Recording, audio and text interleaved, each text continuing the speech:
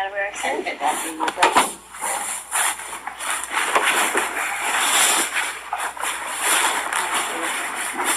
I'm doing alright. It's Friday. How's Ryan doing? Brennan's alright. He's a child who doesn't know really half of what's going on. He's just there. I decided to, instead of just sending you a letter, to have a face-to-face discussion. Ryan he just looked like my child twin. He was at that age. So you think you have a boy? I have 2 boys and a girl. My oldest is 37. Okay. My baby sister girl is 33. Wow. So you can guess how old I am. Wow. Okay. I've been there. You've been down the road before. I've been down the road. Okay. How is your 37-year-old son? As he reminds you of Ryan, as you said, or Ryan reminds you of him. He's now he's a lawyer. Okay. With his own family.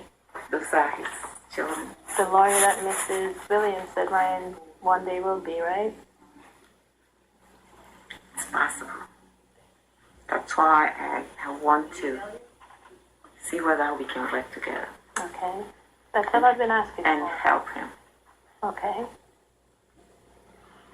I went through all his reports. From kindergarten? Mm-hmm. And I can see that after kindergarten, he's been in all the 4 schools. Ryan, after kindergarten, went in 1st grade.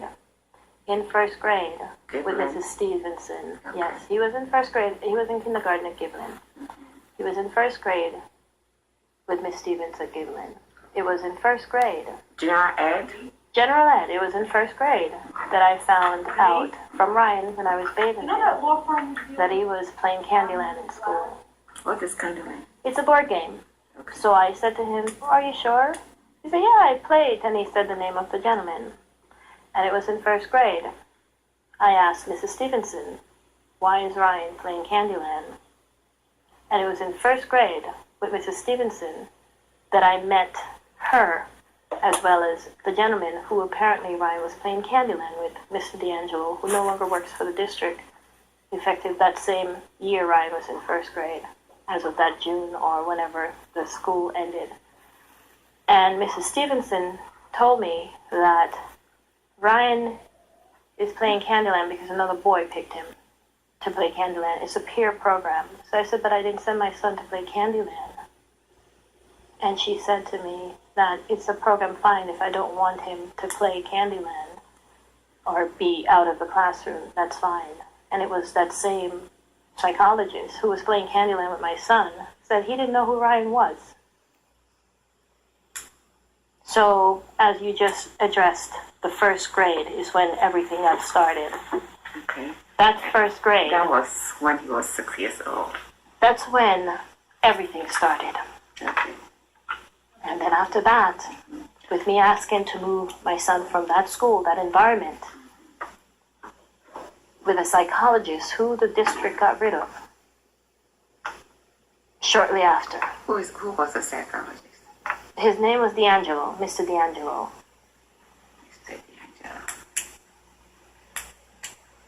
We didn't get rid of him, psychologist. Maybe he left on his own. No, I was told they got rid of him. Dr. Kane. Okay.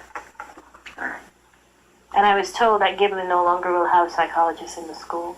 And that was me food shopping and someone bumped into me who apparently knew more than what I knew, who felt the need to share that. So I didn't know that they got rid of this gentleman who I had concern. Okay.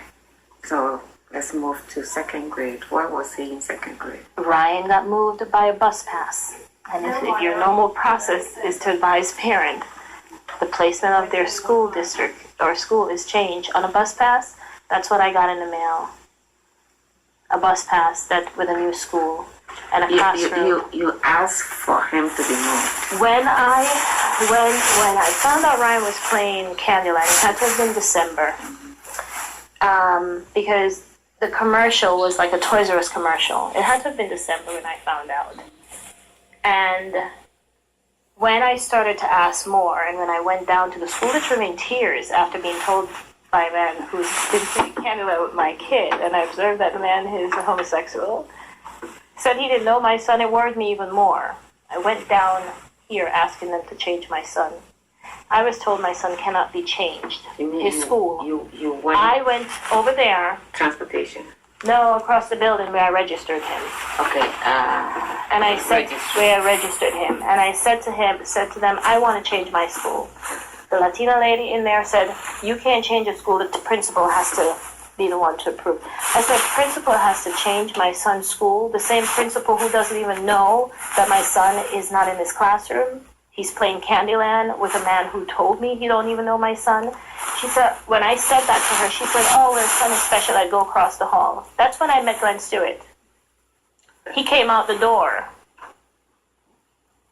He came out the door and said, you don't know who my son is. I was like, what, your son is not special. I don't know who your son is. That's Glenn Stewart. That's when I met Glenn Stewart when Ryan was in first grade.